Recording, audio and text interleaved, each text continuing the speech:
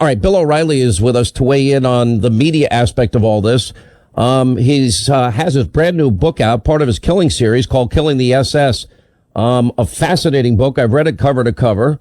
And now I know why you've been so high on the New York Times list, #1 for many, many weeks. You're still battling it out with Michelle Obama, though, I see, for 1 and 2. I appreciate you reading the book, Sean. I know how busy you are. No, listen, I love reading. It's been a very big success, and it is a good piece of history for people who are interested in that. You know, the media is interesting, and it all comes down to one thing. They don't really care about the truth anymore. And that's been going on, I would say, for the last 5-6 years, but really accelerated after Donald Trump was elected president.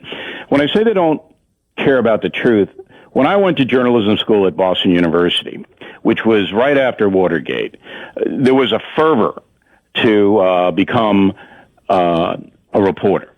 And the goal that was stated in my classes was your job is to find the truth and state it honestly. That's your job as a reporter, no matter where you work. And that was fine. I wanted to do that. And that's why I spent all the money to go to BU and get a degree. Now that's changed. And it's changed for 2 reasons. Number one, Donald Trump is not a standard issue politician, and the establishment in Washington hates him. Because if he's successful, that opens the door for other non-traditional politicians to achieve power. So the Washington establishment, the people who make their money off government, want to destroy him. The second thing is that the media chieftains are almost 100% left-wingers, stemming from the Vietnam War. They are in the position of power now, and they despise Trump because he's not a liberal. And you see this. And the third thing is that they market to a ideological audience. So MSNBC makes its money on liberal people. All right. And to be fair, Fox News makes its money on conservative people. So that's where their programming goes. But lost in all of this is the individual search for truth. So Donald Trump, every single day of his life, has to face accusations. Both you and I have to face them as well. And you know how debilitating they are psychologically and emotionally. And the tactic is break him. And if we can't break him emotionally, then we'll make it so that he can't win re-election. That is the media tactic. It doesn't matter what's true. It's the allegation du jour. I've been saying they now want to use this. This is a death by, in a worst case scenario, death by 1,000 cut strategy. I would slightly disagree on your analysis about Fox. I am a conservative talk show host, but there are plenty other opinions on Fox throughout the day, that are strongly on the other side. Oh, absolutely. But I don't see any of that diversity on these other channels. Look, you know, this is an important question. Ask me what I do for a living, and I will say I am a talk show host. Now, part of being a talk show host, Bill, is that there are days I report news straight up and down. If it's a war, if it's a hurricane, if it's some type of violent protest, I'm right down the middle, throwing to reporters, asking objective questions. Other times we do investigative reporting. I think we did a pretty good job vetting Obama when very few would, exposing the deep state when others ignored these important issues, this abuse of power. I give very strong opinion. That's part of being a talk show host. Sometimes we talk about sports. Sometimes we do pop culture. But at the end of the day, I would describe what I do as the entire newspaper.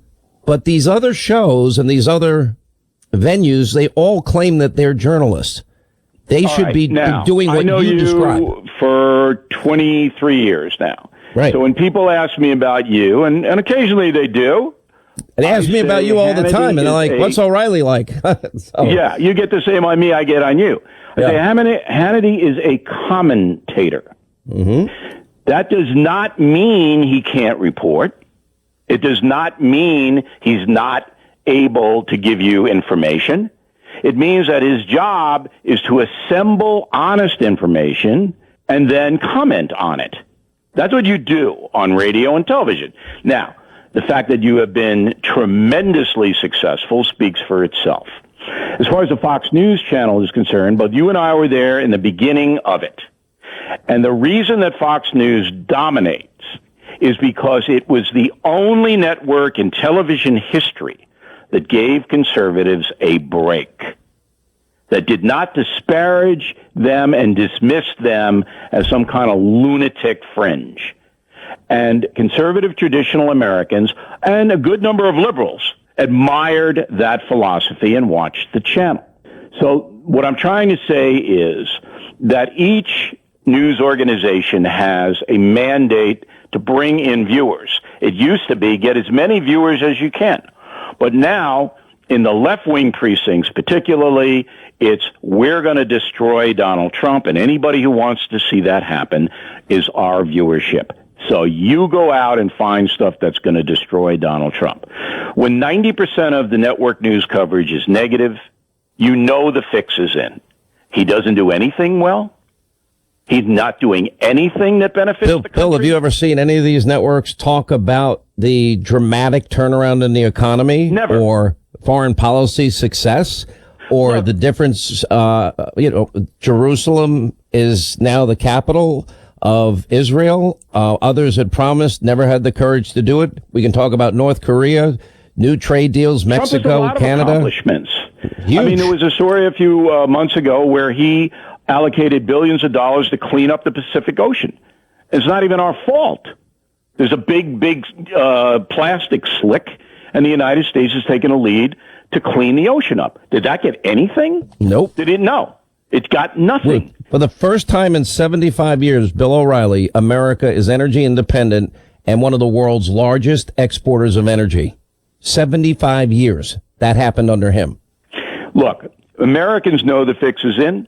That's why Donald Trump's approval rating as it stands today is about 48%, the same as Barack Obama's was at the same time in his term. So Americans understand. I'm worried about Trump himself.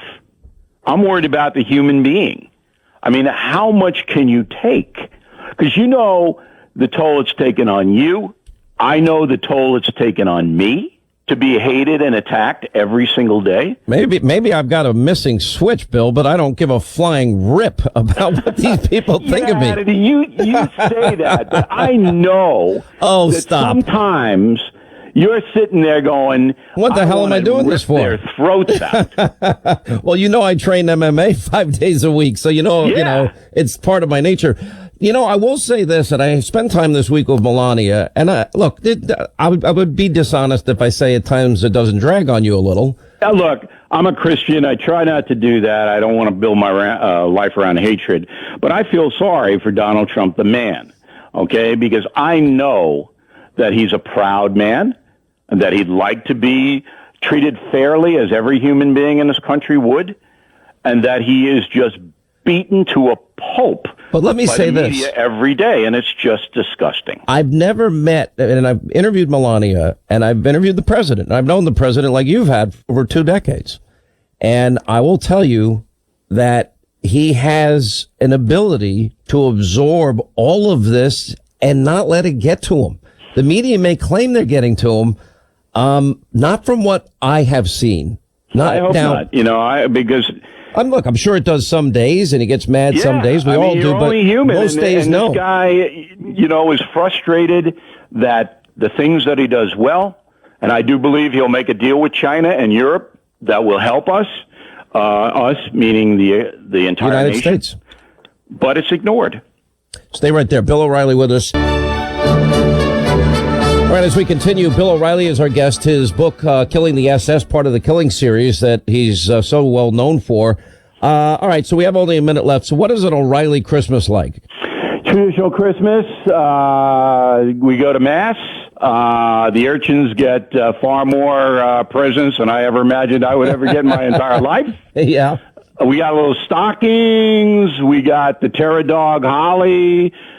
She gets gifts.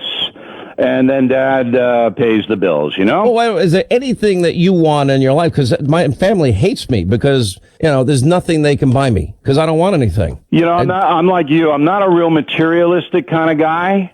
You and I have been very fortunate in our lives to come from working class parents and now be able to access anything we really want. And so for me, I give away a lot of money around Christmas time to people who don't have a lot, because I remember those days, and that's what Christmas means to me, just giving to others. It really is bad. I mean, it's cliched, but it really is true. I much prefer to give people things. I mean, it makes me happier. It does, right? To see it works. Somebody else happy than for me to get something. How many shirts do I have to have, you know? I got 3. I mean, I just rotate them every other day. I know. All right.